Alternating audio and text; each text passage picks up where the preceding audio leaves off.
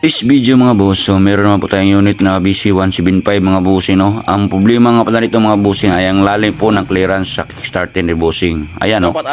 Dapat ganito lang po yung post niya mga boss. Kaya po mahirapan si bossing daw sa pag-start dahil mahina daw yung ikot sa kanyang magneto. Bali ito nga pala yung i-share natin mga bossing doon sa may mga unit na tulad itong Barakuto.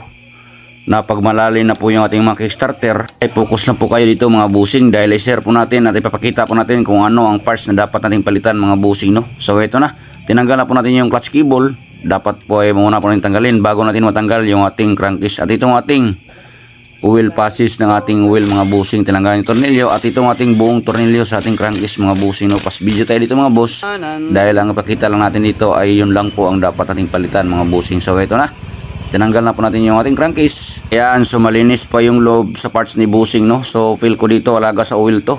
Bali ito yung ating itanggalin mga bossing, itong ating kick axle. So wala namang problema yung kanyang spring, bali dalawa mga boss. At meron tayong nasilip na kunti, no, yung groove niya, yung spline niya mga bossing para sumabit. Meron po siyang bawas. Bali dito tayo sa ating idol gear mga boss. Ayun, no.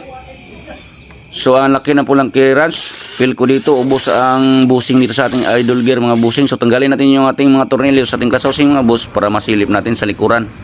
At itong ating tornilyo mga bushing, medyo malaki po to. Ayan, so ang tigas po. Tapos itong ating clutch lining mga bushing. At meron po tayong spline washer. At itong ating clutch housing mga bushing. Ayun, no. So ubos talaga. Feel ko dito. Aluminum lang tinirang bushing nito mga bushing. Tanggalin natin yung sa circlip para masilip talaga natin mga bushing, no. Nadali rin ba ang ating gear dito mga boss? Ayan. So bushing lang yung problema dito mga bushing.